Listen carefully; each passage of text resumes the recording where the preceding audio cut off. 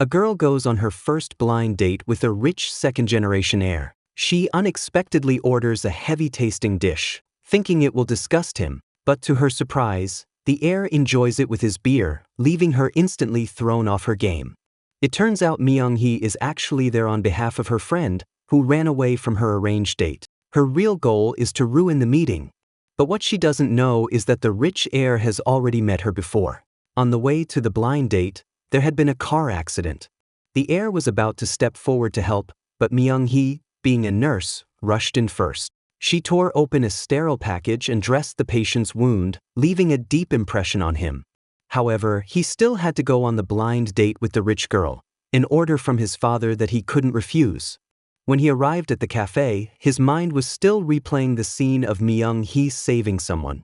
He thought he should have gone up and spoken to her earlier. Just as he was thinking this, he saw the girl sitting across from him. It was her.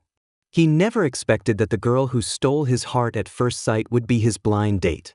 In that instant, he felt like the happiest man alive. Myung-hee, noticing his gentlemanly demeanor, decided to drag him to a filthy, chaotic restaurant. The dishes were dirty, cockroaches crawled on the tables, and a waiter even put his hand directly into the soup. The usually composed heir couldn't help but get angry, which made Myung-hee quietly pleased. She had finally sparked his disgust. But before she could celebrate, the heir simply said, "I understand." Her plan failed again. Myung-hee resorted to her last trick, pretending to be a gold digger. She led him into a luxury store, claiming she'd forgotten her wallet, and sweetly asked him to pay. The naive heir immediately agreed. Seeing he still wasn't fazed, she picked up a bag without looking at the price, and was shocked to see it cost 3 months' salary. The clerk asked her to try it on, but she awkwardly declined, saying she had something similar at home. She even stumbled in her ill-fitting heels, and the heir chuckled softly at the sight. In the end, Myung-hee chose the cheapest passport holder in the store. All her sabotage plans had failed. When she got into a taxi to leave, the heir unexpectedly climbed in too, insisting on escorting her home. With no choice, she led him to her friend Soo Ryan's house instead. Before leaving, he handed her a gift, saying she'd definitely need it next time they met. He also took the opportunity to arrange their next meeting. At that moment, Myung-hee saw Soo Ryan's older brother return home. To avoid exposing her identity, she quickly shooed the heir away. Seeing her talking to another handsome man, the heir instantly felt jealous. When Myung-hee met Soo Ryan, she complained that this rich heir was no ordinary man. He always managed to counter every move she made. Soo Ryan opened the gift and found a pair of small leather shoes, which surprisingly fit Myung-hee perfectly. Back home, Myung-hee opened the shoebox carefully. She thought she could never truly match someone as handsome and sunny as the heir, so she buried all her feelings deep inside. The next day, Hee-tae took Myung-hee to a Western restaurant, but having grown up in hardship, Myung-hee had no idea how to use Western tableware. Hee-tae quickly noticed her unease. He called over the waiter and casually asked which utensil to use for the dish. "This fried chicken?" "Use this one," the waiter said. With ease, Hee-tae diffused her embarrassment and protected her pride. At that moment, Myung-hee suddenly spotted some colleagues from the hospital. She quickly raised the menu to hide her face, pretending to study it intently. Only after they sat down did she lower it again. Unfortunately, she overheard them gossiping about her. A male colleague was mocking her as a gold digger who only wanted to marry into wealth. That morning, she had dressed up for the blind date, and the male staff had teased her relentlessly. Another coworker claimed to have seen her chatting happily with a pharmaceutical rep during work hours, not knowing it was actually her best friend's brother.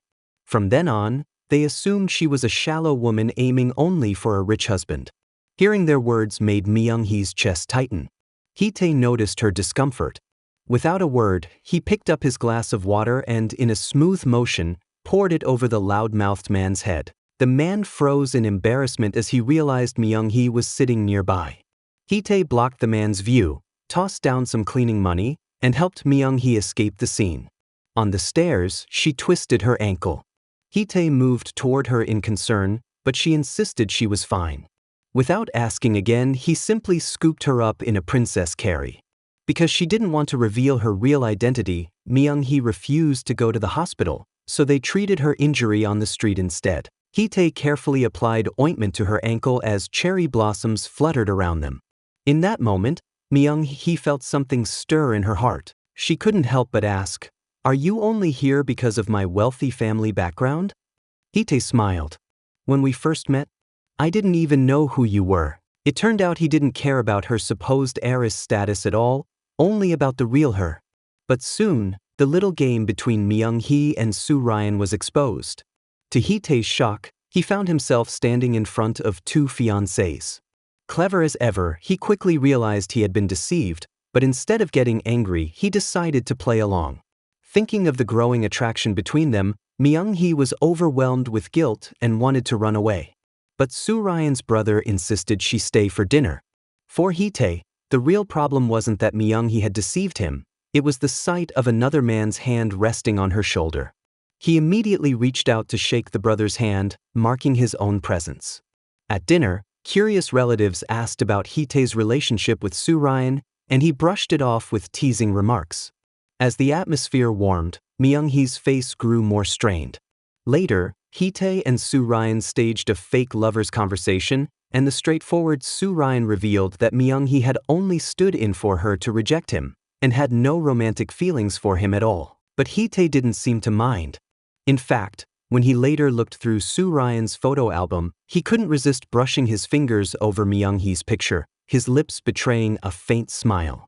When no one was around, Hitae finally approached Myung-hee. But just then, Soo Ryan's brother walked in unexpectedly, catching sight of them from afar. Myung-hee's tense heart finally relaxed that evening as she clutched the note Hitae had given her. Following the address on it, she met him as promised and apologized for deceiving him. "Why?" she asked. "I've known the truth all along," he admitted. If he had exposed the lie, he explained, he would never have seen her again. Myung-hee then revealed her real identity. She wasn't a wealthy heiress at all, but a broke emergency room nurse. Hearing Hitae's honest words left her stunned. Hitae didn't want Myung-hee to feel inferior because of the gap in their social status. He firmly believed that deep down, Myung-hee truly liked him. So the next day, he went to find Soo Ryan, who was leading a student protest at her school, hoping she would take the initiative to tell their parents that they would not be seeing each other. During their conversation, he learned that Soo Ryan had joined the revolutionary movement, perhaps the real reason she had run away from her engagement. Just then, something happened to her, and she fell, suffering a mild concussion. Hitae immediately rushed her to the hospital. The two of them had no romantic interest in each other and quickly began shifting the blame back and forth, eventually breaking into an argument. From nearby, Myung-hee watched their bickering and felt an unexpected pang of jealousy. She knew very well that a prince was meant to be with a princess, while a poor girl like her would only hold him back. The thought made her heart sink. After work, she was surprised to see Hitae waiting for her and happily suggesting they go out for dinner.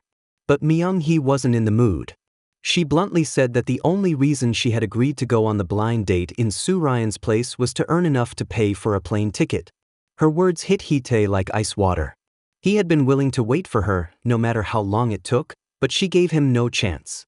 Coming from such a poor background, Myung-hee felt she could never match someone from such a prominent family, and ending things now seemed like the wisest choice. She forced herself to smile and said goodbye. Heartbroken, Hitae stood under the falling cherry blossoms, remembering how he had once promised to take her on a date before the flowers faded, and even to sing her a song.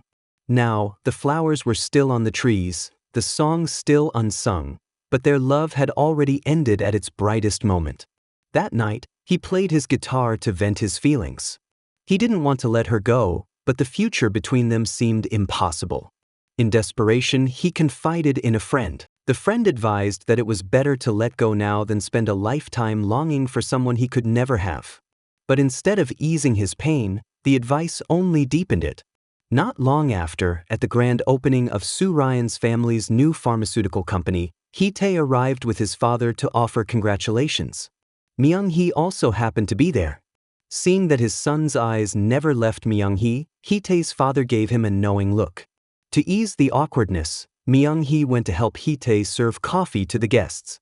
As more people arrived, two older men, seeing her busying herself, mistook her for a waitress and told her to make their coffee with less sugar. Then she overheard them gossiping about Hite in a demeaning way, so she silently scooped several extra spoonfuls of sugar into their cups before serving them with a polite smile. When Hite saw that Myung-hee was being pestered, he was ready to step in, but was blocked by the men. He knew that if he intervened too forcefully, it would make things even more uncomfortable for her. So he told Soo-ryan to put an end to the engagement entirely, freeing them both. From now on, he would focus solely on Myung-hee. He soon found the place Myung-hee was renting and used the excuse of tutoring the landlord's daughter to get close to her. One night, he pretended to drink too much so he could stay over. Lying awake, he took his guitar into the courtyard and began to play softly. In the middle of the night, a drowsy Myung-hee faintly heard the gentle strains of music drifting in through the window. She followed the sound and found Hite sitting under the night sky, cradling his guitar. He had once promised to compose a song for her. As he played, his voice trembled with the confession he could no longer hide, the fear that in just 1 month's time he would not be able to stop himself from falling even deeper for her. Myung-hee listened quietly, restraining her emotions, unwilling to say anything that would make light of his sincerity. In truth, Hite had already brought color into her once gray life, but she told him she would give him her answer later. Hite's heart raced with anticipation for tomorrow, unaware that his father was secretly investigating their relationship. To him, Myung-hee was nothing more than a Cinderella, from a poor background, and he would never allow his son to be with her. Meanwhile, Soo-ryan, desperate and cornered, went to Hite, asking him to pretend to agree to marry her in front of both families. He flatly refused, leaving her panicked and unsure of what to do next. That night, Hite eagerly waited for Myung-hee's reply, only for her words to completely shatter him. She asked if he could go through with an engagement to Soo-ryan. Hite couldn't believe Myung-hee would so cruelly push him towards someone else. The truth was, Soo-ryan had just pleaded with Myung-hee for help to secure the marriage, and after 10 years of friendship, Myung-hee couldn't stand by and watch Soo-ryan's family collapse. She had no choice but to persuade Hite to agree to the engagement. The next day, he learned from Myung-hee's landlord that Myung-hee had gone with Soo-ryan's older brother to apply for a passport. Hite's jealousy flared instantly. He hadn't seen Soo-ryan's brother in years, but a man's instinct told him he must have feelings for Myung-hee. He confronted Myung-hee angrily, asking why she hadn't invited him instead. Myung-hee brushed it off, saying it was boring and besides, the man was already married. That only made Hite snap. All the emotions he had been suppressing burst out, and they argued fiercely. He couldn't understand why Myung-hee would play the good person, letting him get engaged to Soo-ryan, but refused to bravely seize their own love. Their time together was already painfully short. Myung-hee would be leaving the country to settle abroad and never return. Tears welled in Hite's eyes. It had always been him chasing after Myung-hee, and now he was exhausted. They met again at the engagement ceremony between Hite and Soo-ryan. Myung-hee looked at Hite in his formal suit, struggling to hold back her emotions, saying nothing. After the banquet, she walked home in a daze, only to run into Hite on the way. He noticed her shoe had broken. It was the very pair he had given her on their first date. In that instant, his heart softened. "Are you okay?" he asked. "I'm fine," she replied quietly. But this time, something unexpected happened. Myung-hee finally faced her true feelings. Her confession made Hite's eyes grow misty. Though it had come late, he didn't care. All he wanted now was to seize whatever time they had left together. With firm resolve, he took her hand and led her away from the engagement party. The two of them were swept up in joy, blissfully unaware of the storm that was about to hit. From then on, they met often, cherishing every moment in the short time they had. They visited record stores and bakeries, going on dates like any ordinary couple. In one bakery, Hite nearly bought every cream bread on display just because she liked them. Even drinking milk became something they did in sync. When Myung-hee split a bun in half to share, Hite, acting spoiled, insisted she feed him. Embarrassed by the people around them, she hurried to stuff the piece into his mouth. Their playful bickering carried over into the bookstore, where Myung-hee still felt a warm glow from earlier. Being able to turn around and see the person she loved filled her with comfort and security. Together, they wrote down the wishes they wanted to fulfill before she left the country. But seeing Hitae's eyes fixed solely on her brought an ache to Myung-hee's heart. In just 1 month, she would be leaving for good, and their love had no future. That night, Hitae walked her home, but she seemed absent-minded along the way. "Why?" he asked softly. "I'm just too happy. I never thought I could feel this way." Yet, neither of them realized that this sweetness was shadowed by a danger slowly drawing closer. After parting with Hitae, Myung-hee was walking home alone when a group of strangers surrounded her, forcing her into a van. The next day, Hitae discovered that Myung-hee was missing. It was shocking. Myung-hee, who never took a day off from work, had suddenly vanished without a trace. Hitae rushed to the police to file a report, but because too little time had passed, the authorities couldn't open a formal investigation. Then he remembered something. Myung-hee had mentioned recently that she planned to return to her hometown for a short visit. With no other leads, Hitae decided to head there and see what he could find. By coincidence, on the way he came across a lost elderly woman. Helping her back home, Hitae realized this was, in fact, Myung-hee's family house. The old woman turned out to be Myung-hee's grandmother, who, upon learning that Hitae was his daughter's boyfriend, grew warmly fond of him.